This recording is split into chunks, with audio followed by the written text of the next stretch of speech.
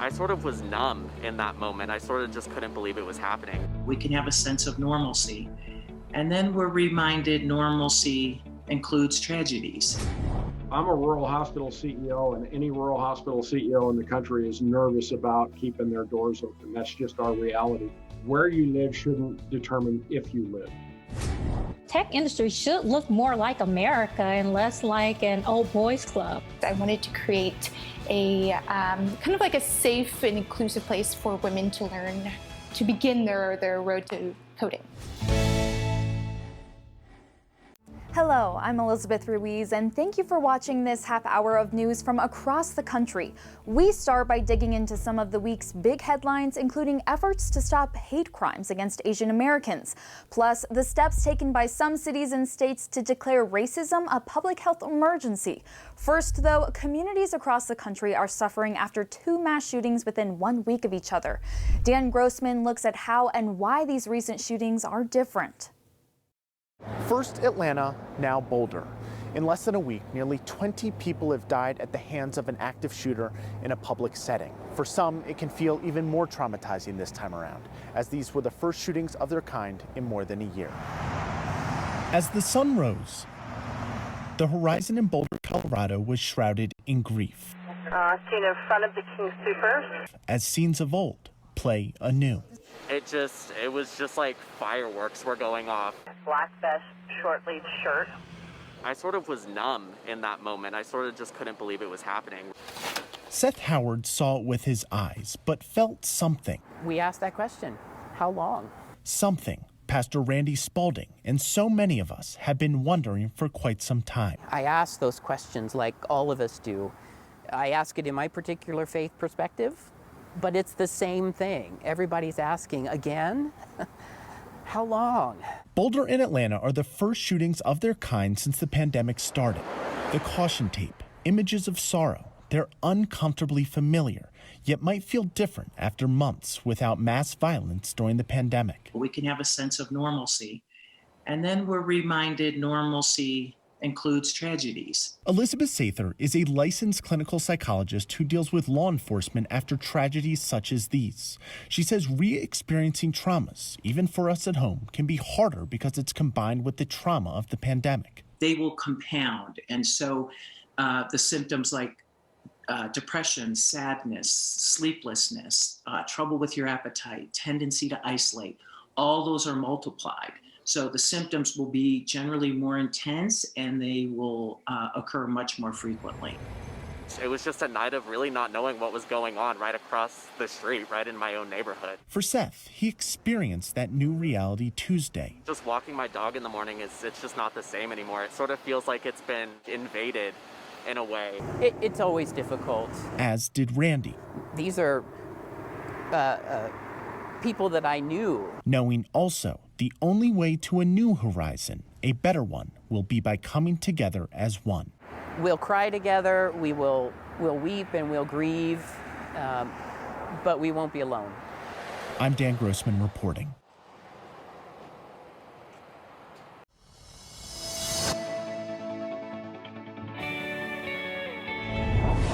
Racism took front and center last summer, and debate about its effects continues. One state in the South just decided racism is a matter of public health. It's part of a growing effort around the country to declare racism a public health emergency. Say her name! Breonna When calls for racial justice spilled into the country's streets last year following the death of George Floyd, it laid bare the ongoing struggle of racial equality in America. Now the issue of racism is increasingly getting a new label: public health emergency. We have to call a spade a spade. Professor Richard Mason chairs the counseling department at Hampton University, a historically black college and university in Virginia, where the state legislature just passed a law declaring racism a public health emergency. Poor quality of housing, discrimination, community disruption, those types of things are all embedded in racism, and it creates a sense of, traumatic experience for young people. And as you get older, we know based on the research that those things also affect your health. Around the country, nearly 180 cities and counties have declared racism a public health emergency, along with 7 states. But Virginia is the first state in the South to do so. Here in Virginia, the remnants of the segregated South are never too far away. This is the former segregated library built for Black people in 1940. It's since become the Black History Museum here in Alexandria. The new law tackles 5 areas. It establishes a watchdog on policies addressing racism, makes permanent a commission examining racial inequity in state laws, specifically defines racism and health inequity, promotes community engagement, and establishes racial bias training for all state elected officials, staff, and state employees. It is a crisis problem that kills. Talia Fox is CEO of Kusai Global, a company that conducts the kind of racial bias and cultural sensitivity training Virginia is aiming for. In the South, to be able to come up and say, listen, no more. We are going to name this what it is, and we are willing to look under the covers, see what's happening here, and address it step by step. So I think it's a very bold and courageous move, and I think it's important for the health and longevity of our nation and of our society. How the new law shakes out in practice remains to be seen, but some are optimistic. So if we can take the lead, the hope is that others will begin to follow and see the good things that can come out of this. Hopeful for this first step. In Alexandria, Virginia, I'm Maya Rodriguez.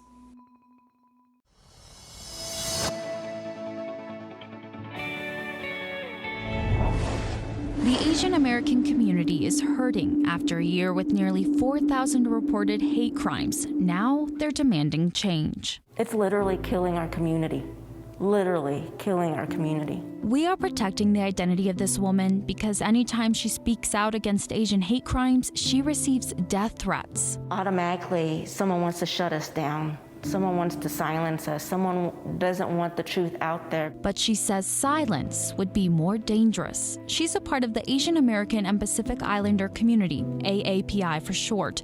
She says the Asian community has been targeted many times throughout history, but in recent years, she says hatred has become normalized. And since the start of the pandemic, she and others have been living in a constant state of fear and anxiety. They all see us as one homogenous group, and therefore it's easier to target one big group versus actually taking the time and being thoughtful and deliberate about how they're reacting to us and how they're treating us and why this is so wrong. Scott Levin is a director with the Anti-Defamation League. Its mission is to fight anti-Semitism and secure justice and fair treatment to all. He says people referring to coronavirus as the China virus or Wuhan flu are partly to blame for hateful actions against the AAPI community. When somebody attacks someone because they're Chinese and they want to blame them for the pandemic that takes place, it's horrible for the target of that crime, but it's also really a message that's being sent to the entire AAPI community that you're not welcome here.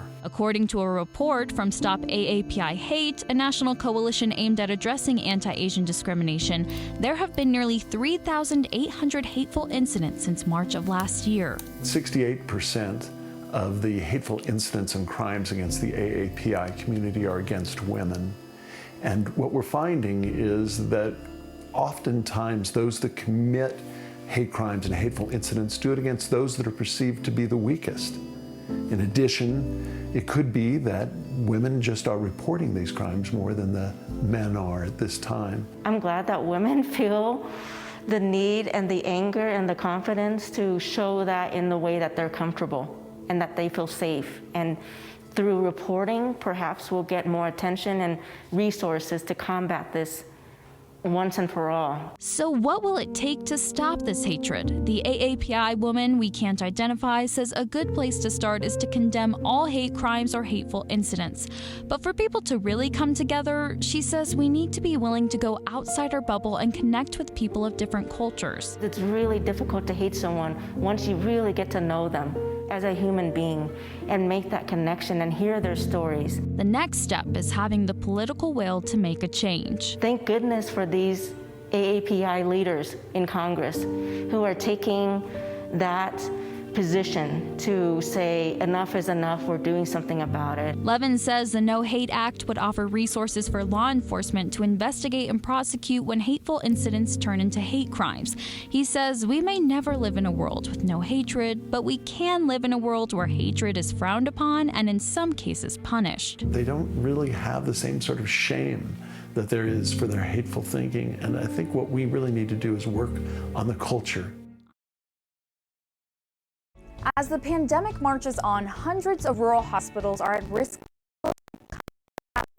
Some hospital systems fear their doors may close and the financial help that's on the way.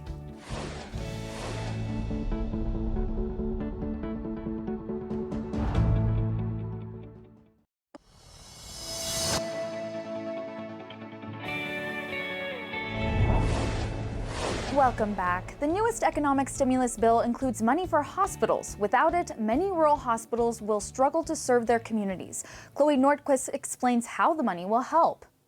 It's an all too familiar, somber sight. Plastic walls and other makeshift areas created on the fly in hospitals across the country as they care for patients with COVID-19. These are images from Lincoln Health, a rural hospital between Kansas and Denver, Colorado. Where you live shouldn't determine if you live. I serve an older, poorer, sicker population.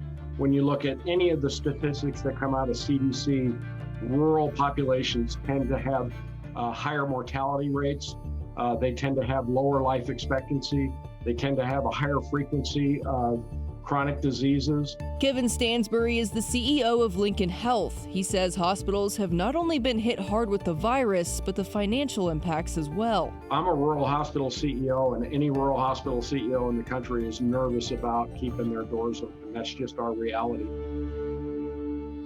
17 rural hospitals across the U.S. closed in the first 3 quarters of 2020, according to stats from the American Hospital Association. Our estimate done by the Chartis Center for Rural Health has 453 rural hospitals vulnerable to closure, the vast majority of those being in the Southeast. Carrie Cochran-McLean is with the National Rural Health Association. 70-75% of rural hospitals' revenue comes from outpatient services on average.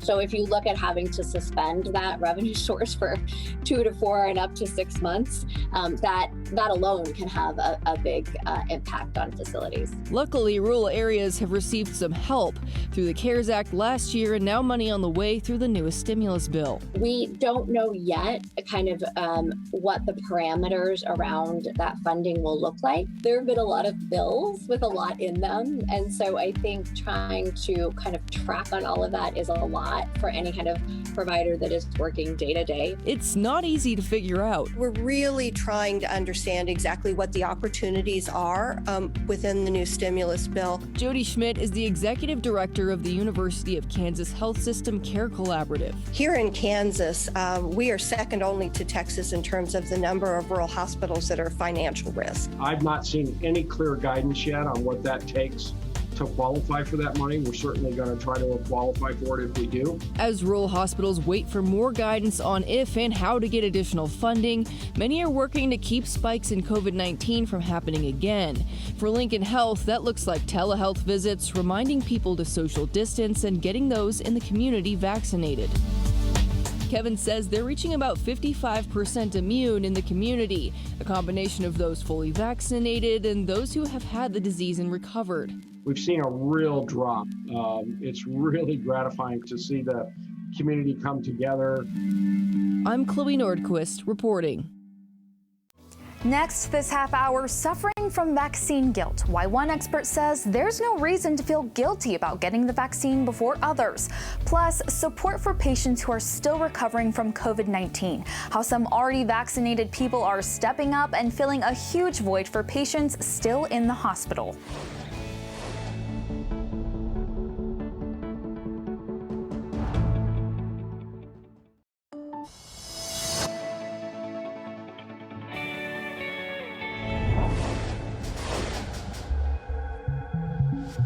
With more people eligible for a COVID-19 vaccine, some people are having vaccine guilt, with friends and family members still on the waiting list. Experts say vaccine guilt and even some vaccine envy are real, but the best thing to do is get the vaccine when you can. It's not the end of the world, right? There are a lot of things we do that are the right things that we sometimes feel guilty about. That's Dr. Jim Jackson, a psychologist and the assistant director of the ICU Recovery Center at Vanderbilt University Medical Center. He says getting the shot isn't just about protecting yourself. It's not just about you. It's about the society. It's about public health. Number 6, she's ready for you. So if you can get vaccinated, take that opportunity, and in so doing, you become part of the solution. If you're feeling guilty because you got the vaccine before a parent, a spouse, or friend, remember they'll have their opportunity too. It may just take some time. If the oxygen masks drop down, put yours on first, and then take care of someone else, right? That concept holds true in this case as well. Millions of people have already received their COVID-19 vaccine. As Chris Conti shows us, some vaccinated volunteers, including doctors and nurses on the front lines, are now providing comfort to COVID patients who are suffering alone.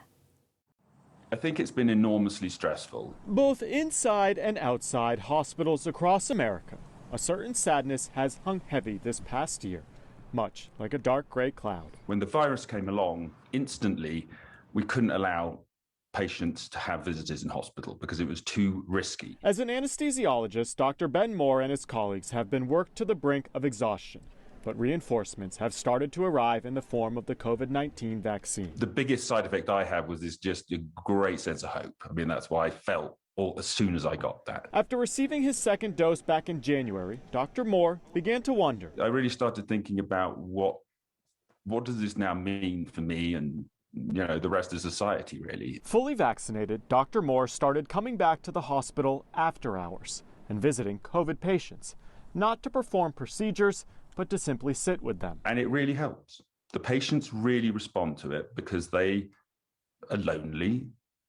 Many of them are very anxious. Because of COVID, visitors still aren't allowed in most hospitals across the country.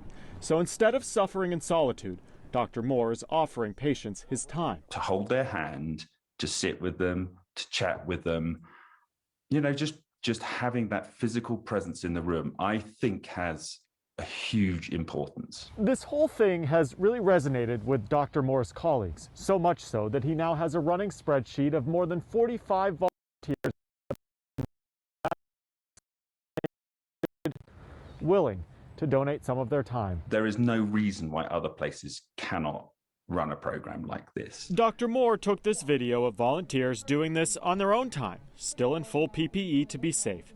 The program even has a name, Vaccinated Volunteers. You feel that you can now interact with people. Oftentimes, Dr. Moore and his colleagues will even call patients' family members on FaceTime. The thing that I had not anticipated was how desperate these families at home are to hear any news about their loved one. It's unclear when visitors will be allowed into hospitals once again. So for now, this idea has become a critical lifeline for patients. There is a huge fear in people of being alone, suffering alone, and dying alone. Alone no more. Got a huge lot of people. Dr. Moore hopes he has found a prescription for brighter days ahead. I'm Chris Conti. Getting more women into tech. After the break, how some women are using their own experiences to support on the road. The good that comes from having more females in the industry.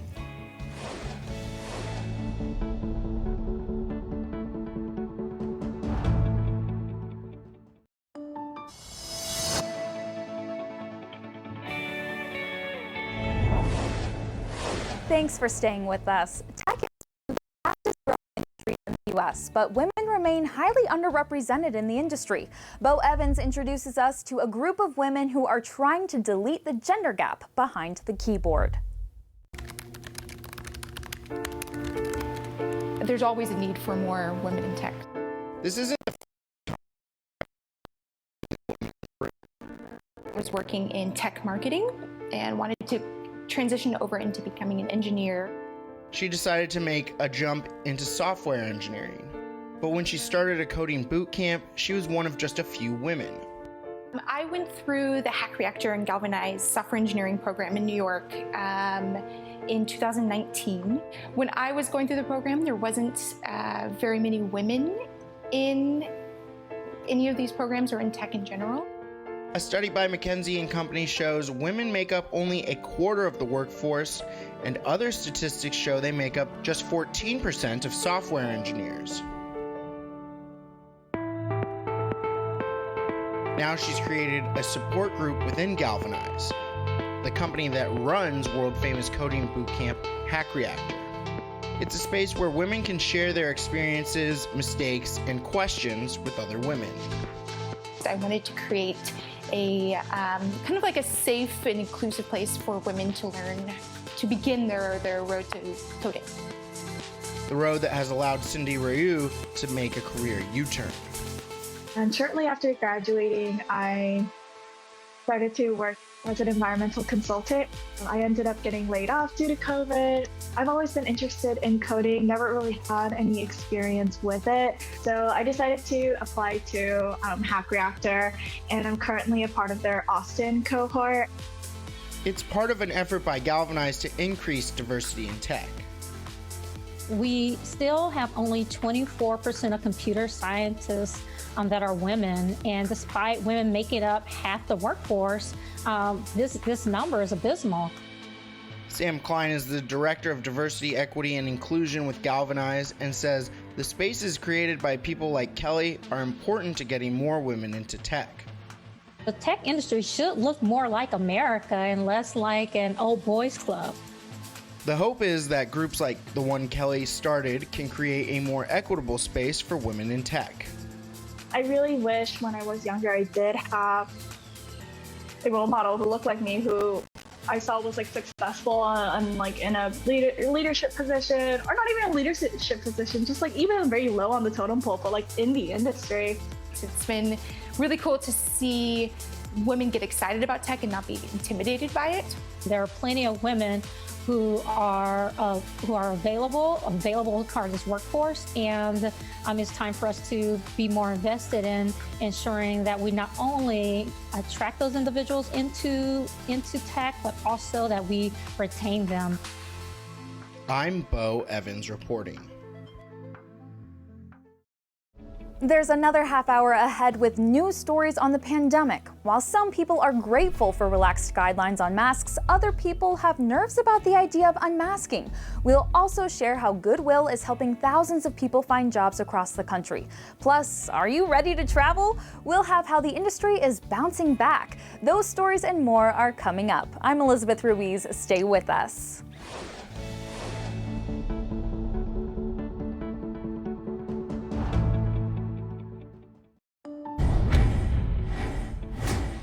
So your family members might, be ready to take their mask off and ready to, follow the CDC guidelines as they've stated them, but you might have some hesitation or some anxiety, and that's okay. Being able to have a job during the pandemic, it made me feel beyond grateful. Goodwill can give you that foundational training and even see you through to placing you into employment. One day he just said out of the blue, it's really hard when you can't be with the one that makes your heart go boom. When I heard that, I went, oh my God, we have a song there. Makes my heart go boom. Welcome back, and thank you for joining us for this half hour of news from across the country. Our first few stories focus on three important topics: the future of masks, jobs, and travel. Face masks are part of our daily lives, and some people may be uneasy with the idea of leaving home without one. Usher Qureshi looks at how to deal with the anxiety of unmasking. Wear a mask. Wear your mask. Elmo wears his mask. For the better part of a year, PSAs, it's easy, it's simple. Political leaders, keep wearing this mask.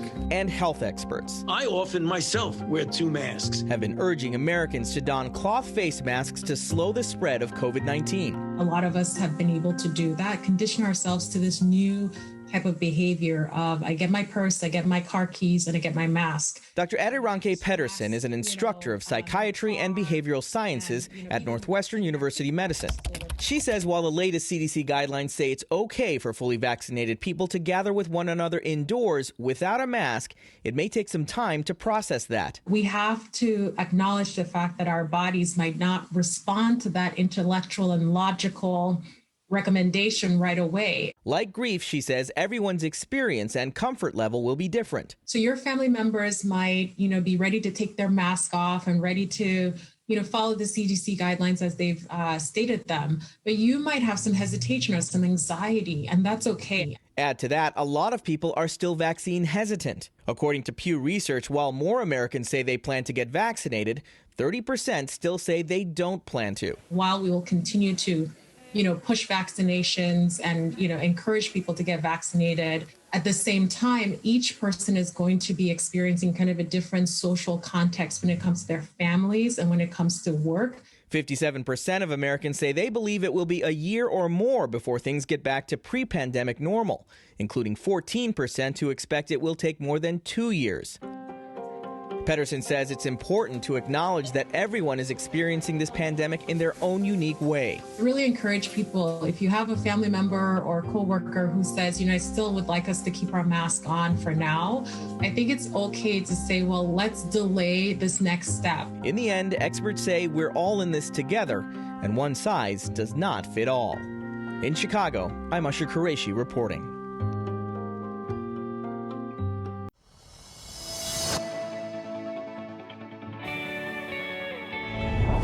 Millions of Americans have lost their jobs during the pandemic. Now one of the world's biggest nonprofits is helping to put them back to work.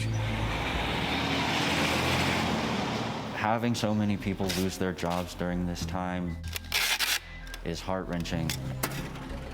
While working this cash register at this Goodwill store, Jalen Cottrell is earning immediate income. Would you like to round up to $33? And gaining experience that can last a lifetime. It gave me a lot of different experiences with diversity in people, building different customer service skills that lead me to my career. Cottrell is one of the millions of Americans who lost their jobs during the COVID crisis. But with help from Goodwill Industries, he was able to find work. Being able to have a job during the pandemic, it made me feel beyond grateful. Well, grateful for this job, I get a price check, register for. Cottrell is transitioning to another industry after receiving training through Goodwill's BankWorks program, one of the nonprofit's many job training and support programs. Our mission overall is to help individuals with disadvantage achieve their highest level of personal and economic independence. Bill Hafer is a communications specialist with Goodwill. The Bureau of Labor Statistics reports 10 million Americans are currently unemployed. But Hafer says Goodwill has opened up job opportunities for thousands of people across the country. If you don't have a resume, you don't have job experience, you don't have a work background, the fact that Goodwill can give you that foundational training and even see you through to placing you into employment is just a wonderful thing. Despite landing a new job in a new industry, understanding that my drawer always has to be balanced, Cottrell plans on still working at Goodwill once a week, saying this job is more than income. Would you like to try to do a box for them? It's about the experience.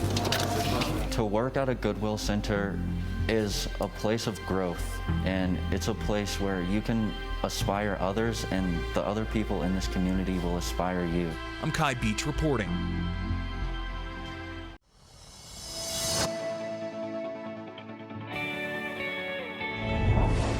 Anxious to get out and travel? So is everyone else. After a year of lockdowns and shutdowns and COVID infection numbers dropping with an increase in vaccinations, many families are planning and booking trips for this spring and summer. And these aren't just road trips anymore. People are ready for something new and different. Views of our tree houses are 80% up since March last year. That's Catherine Powell, Global Head of Hosting for Airbnb. It is the coolest job. It's also, I think, the coolest title. Powell supports the site's 4 million hosts, helping to create connections, and now, after a tough year, they're seeing a lot of interest in travel, but not just any sort of travel. Things like sleeping in a giant boot, or at an inn that looks like a dog, or a potato hotel. We've had an incredibly difficult year, and for many in the US, it's been a really harsh, cold winter. And we're seeing that pent-up demand. We're seeing people wanting sunshine and warmth, and also outdoors. There is, she says, a noticeable amount of what the industry calls pent-up demand. We've heard clients who have been vaccinated, they want to get out. There's this vaccine travel concept, or an antibody trip. People who believe they are like their super figure, Superman, Superwoman when they were a kid, they're invincible, they want to get back out. Jennifer Wilson Buttigieg is co-president and owner of Valerie Wilson Travel. It's a mother, daughter, son-in-law business, and my mom founded it just about 40 years ago. They're also one of the largest privately owned travel management firms in North America. According to Jennifer, to say they've had to get creative over the past year is an understatement. There is no business plan for that. Having gone to Harvard Business School executive education, there is no business plan for being down 90% for 12 months. But now that business is bouncing back in interesting ways. There are some travel bubbles which were being created right now. Like there's a New York Milan flight, there's an Atlanta Rome flight, there's a LA or San Francisco Hawaii flight. But COVID restrictions can be hard to follow, and Jennifer advises that you have an advocate. This is so complicated. How do you keep up with every single country, every single state? Everybody's doing something different. It's a global pandemic. How are you able to keep track of it all? Everyone is so confused where to go, what the policy is, what's the restriction, what's the quarantine, what's the testing. Those are the first questions. It's not, is this a new resort? Is this a new lie flat bed? What's the new restaurant? The entire paradigm's changed. I mean, even thinking about travel is making people happier. They want to travel more. It's the most outdoor experience or wished for experience that they want, more than kind of going to sporting events or other live events. It's wanting to travel and to reconnect. If you're wondering how to pay for it all, Powell says, consider hosting your home. That side of the business is also booming. I'm Stephanie Stone, reporting. Next to this half hour, Americans are being scammed like never before. How one man found out his photo was being used to scam other people, and the signs to watch out for so you don't fall victim to some of the most common scams out there. That's just ahead.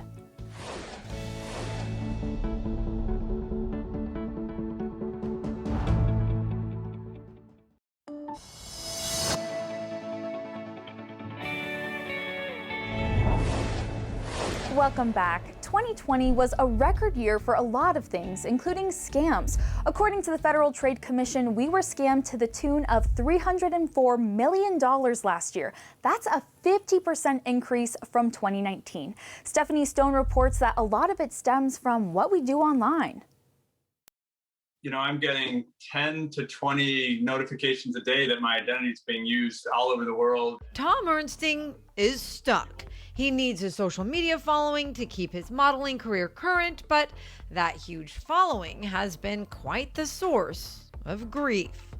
I've seen these catfishers take my picture and insert it into their driver's license or their passport portfolio.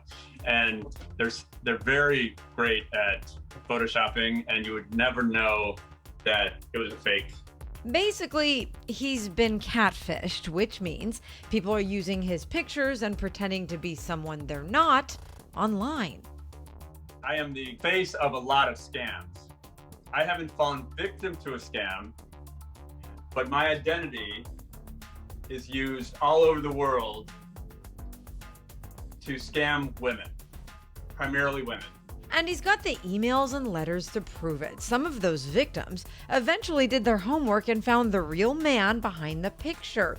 He's heard terrible stories about relationships being broken and hundreds of thousands of dollars lost. One woman reached out from Canada and said, "I just wanted to inform you that if this picture is in fact you, then I wanted you to know that a scammer is using your image to scam women." How do you protect yourself? How do you make sure that you don't fall victim to one of these scams? Yeah, absolutely. So the first thing is, don't accept friend requests from people you don't know. David McClellan is the CEO and founder of socialcatfish.com. It's a search engine that helps you verify who people say they are online. This is probably a $1 billion industry, and people just don't realize it, and they think it can never happen to them. Most of the people that we talk to have come to us and said, I never thought this could happen to me, and it did. There are all sorts of scams out there. McClellan says basically any site that has a chat option can invite unwanted attention. They go and they prey on people's emotions, and so they'll randomly message people. They'll steal photos from people like Tom, and they go and they say they've fallen in love. He says watch out for the signs. If they're asking for money, that's a huge red flag.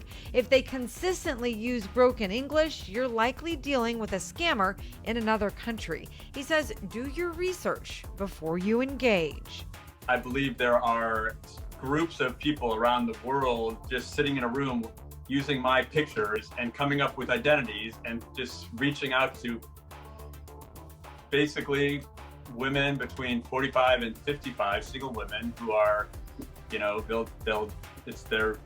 being catfished. Tom does what he can by reporting everything he finds, but he wants others to know they need to do their homework before they start interacting with people they don't know online. You have to do your legwork.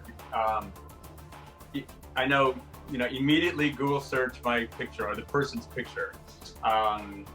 You can ask for a video chat. Don't let them put off the opportunity to video chat you. The authorities can help, but some things are out of U.S. jurisdiction, and the scammers know that. The FTC says reverse searches help, and it also helps if you ask a lot of questions. You just might find out the truth before it's too late. I'm Stephanie Stone, reporting. You hear it all the time, parents telling their kids to eat their vegetables. It turns out it's adults who need help managing their fruits and veggies. Next this half hour, which food adults need to eat more and how to soak up as many nutrients as possible.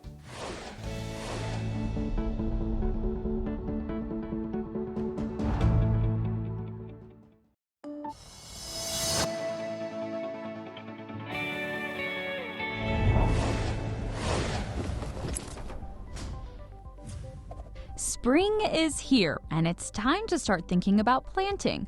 A lot of people do veggies, and tomatoes tend to top the list, even though technically they're a fruit. If tomatoes are growing in your garden this year, our partners at Simplemost have some tips for what to plant with them and what to keep away. Some of the tomatoes' worst enemies include peppers and other nightshades. Tomatoes are also nightshades, and you shouldn't plant them together. They attract the same hornworms, and that's a way to get your garden eaten quickly before you ever get a chance. And anything in the cabbage family like broccoli and Brussels sprouts will suck the life out of your tomatoes by taking all their water and nutrients. Asparagus is a friend of tomatoes. It can help keep certain worms away. Carrots can also help keep your tomatoes from getting too dry, since they make the soil looser and help it hold more water. If you wait until your tomatoes are small to plant your carrots, the carrots will be ready right about the time the tomatoes need more space. Keep it simple and watch your garden grow. Only 1 in 10 adults is eating the recommended amount of fruits and vegetables every day. Reporter Kai Beach talked with medical experts who are trying to fix that. Produce to me has been my life and my passion.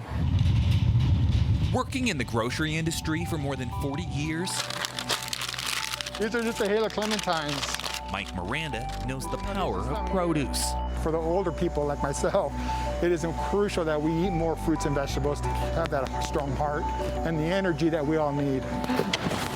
Miranda is a produce manager. You can have up to 30 varieties in one season. While his family's diet is about 70% fruits and vegetables, it's a lot of our green beans and totes. Health experts say most Americans aren't eating nearly enough.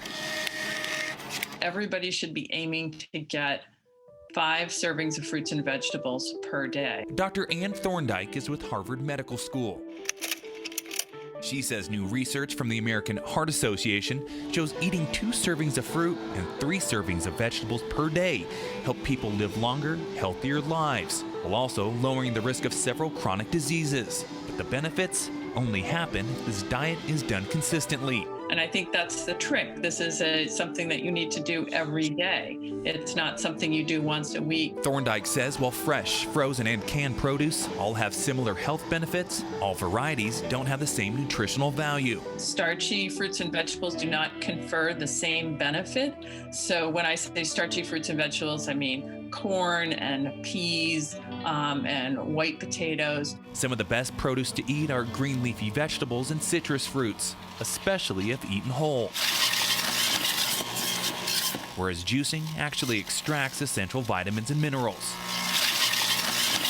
While this study found that people who ate more than 5 servings of fruits and vegetables per day did not see any extra health benefits, making sure that the customer gets nothing but the best quality. Miranda still plans on consuming as much produce as possible. I think it's incredible. I think it's great just because for the longevity of life and the quality of life.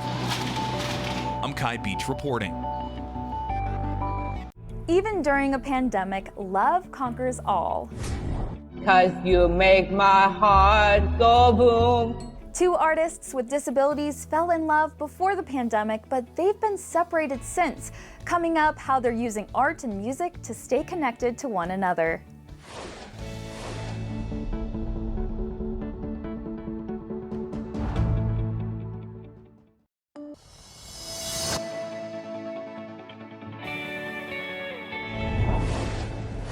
Thanks for staying with us. This half hour ends with a sweet love story.